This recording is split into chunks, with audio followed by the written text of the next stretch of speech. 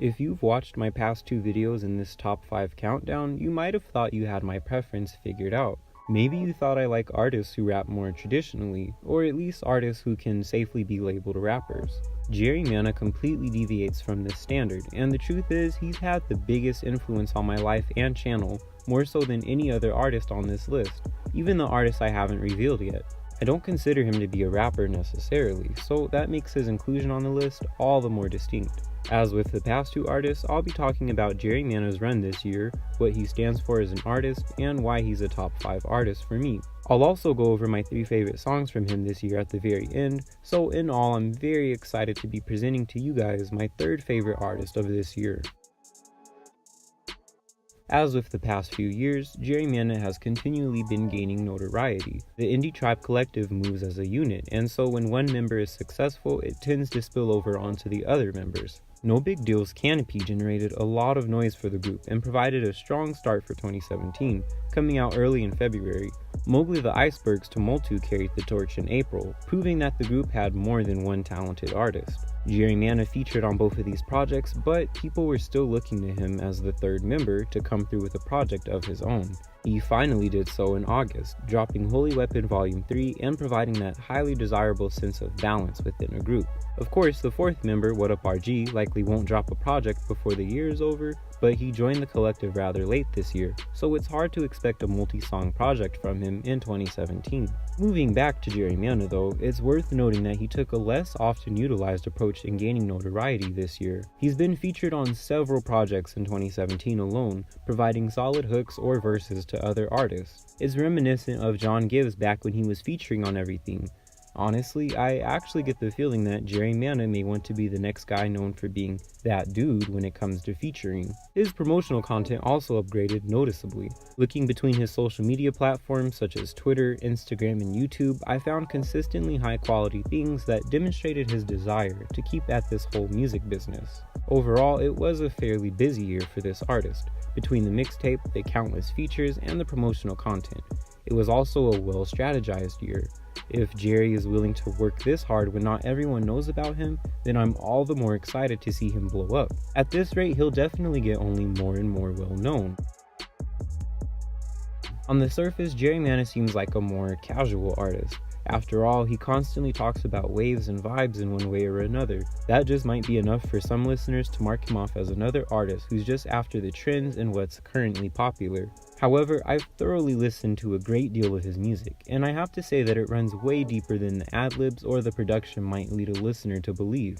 Let's start with the whole thing about new waves. I think this applies itself on multiple levels, so allow me to explain. One of the strongest beliefs you'll find in Jarry Manna's music is that he believes there's too many artists doing the exact same thing. This mindset is persistent throughout his music, and it gives his sound an entirely new level of depth. He's not just on a wave for the sake of it. He's seeing that people are getting tired of hearing no genuine variation in the overall hip-hop genre. I think there's a lot of credibility to that implication, and that's why artists like XXXTentacion or Lil Pump tend to attract strongly dedicated audiences. These audiences are not your typical casual listeners, but are more so the kind of listeners who will defend an artist to the death. I'm not saying that these two artists are necessarily good or bad. It's more so that their sound is distinct enough to attract certain kinds of listeners. This crowd is particularly hungry for something that feels new, and will eagerly support whatever that new thing is that speaks to them. In my opinion, Jarry Manna's new wave concept represents this whole idea.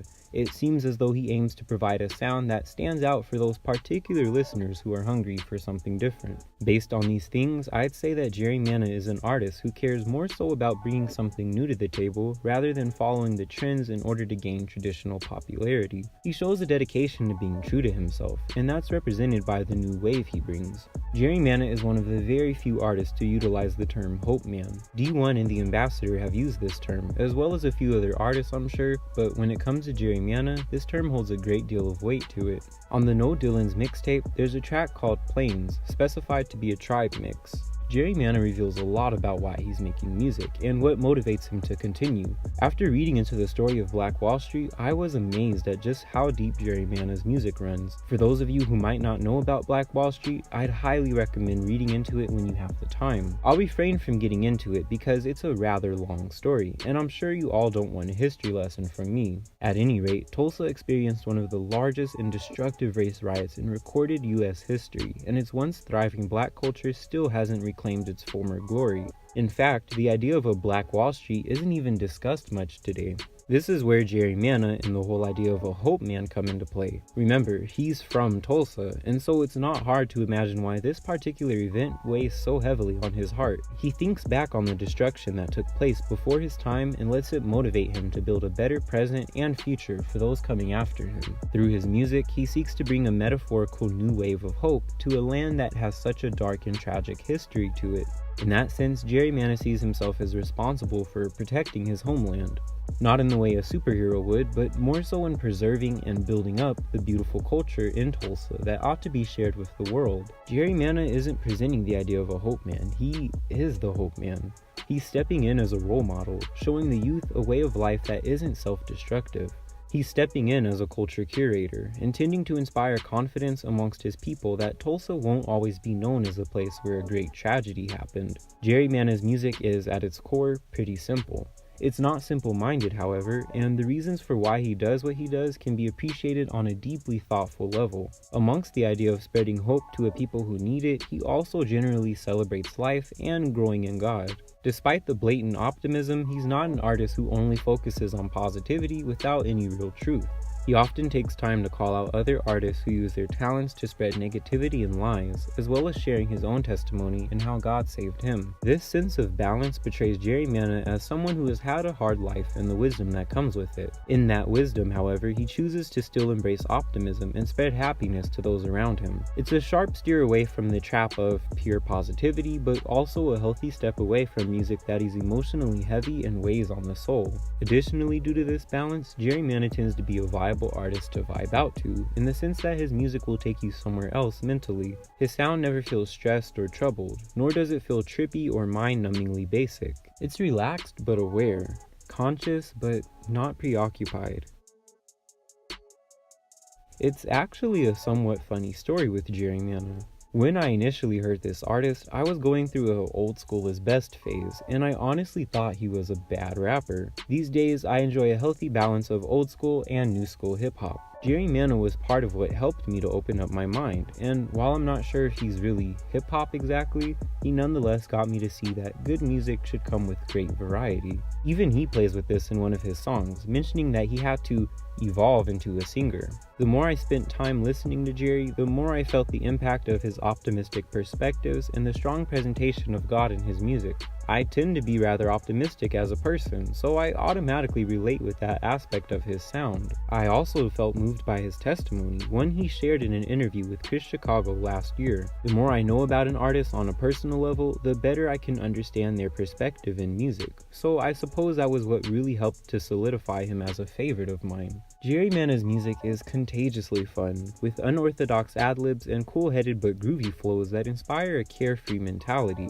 It never feels too outlandish, however, and I find that behind all the fun, there's a serious and cognizant mind who is intentional in everything he says. The icing on the cake is that Jarry shows an unabashed love for anime, and while it might seem like a skippable detail, it makes his music all the more enjoyable for me. When there's a person you meet, and they share an equal passion for something you're crazy about, the two of you might just click. When there's a YouTuber who talks about something you love, you're likely to subscribe, and that's probably why a lot of you guys have subscribed to this channel. In the exact same way, when there's an artist who's not afraid to embrace something you also love, such as anime, it immediately makes that artist far more appealing. The Naruto buff in me enjoys hearing the subtle and not so subtle references within his music, and I appreciate that he creatively incorporates it into his songs. Finally, I think something I'll always remember him for is that he genuinely supported me. There was a time when my channel only had my family members and a few friends as subscribers, less than 20 people total,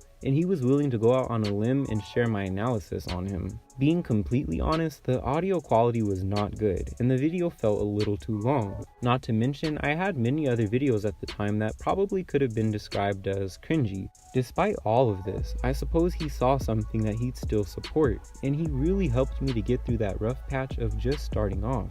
When an artist goes beyond just being a musician to you and decides to put tangible faith and support your way while getting little in return without even knowing who you are, it really shows what kind of character they have. Jarry Manna isn't just the hope man to his homeland, but he inspired a real sense of hope in me, and for that alone he has to be in this top 5.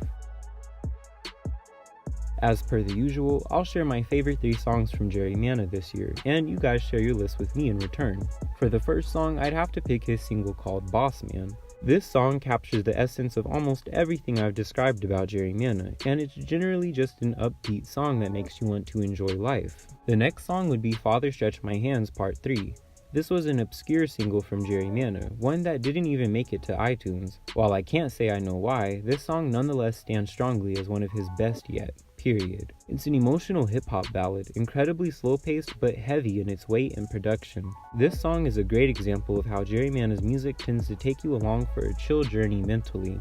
Jarry Manna's best song of 2017, in my opinion, is New Wave Anthem, and I'd even stretch to say that it's his best song overall. This song is his least rap-like one, and perhaps that's what makes it so appealing to me. He ventures out into a completely new soundscape with this song, but it still feels within his lane. It has the same grooviness, hopeful attitudes, and chill vibes as his other music, but it stands out because it feels more like a dance track. The fact that it's called New Wave Anthem makes it even better, because it shows that this song represents a lot of what this new wave is that Jarry Manna frequently talks about. To conclude this whole video, I hope I was able to provide a new perspective on Jarry Manna for some of you. His sound might feel simple and all about vibes, but I think he runs a lot deeper than that. Let me know what you guys think about him and whether or not you enjoyed this analysis. Until next week, peace out.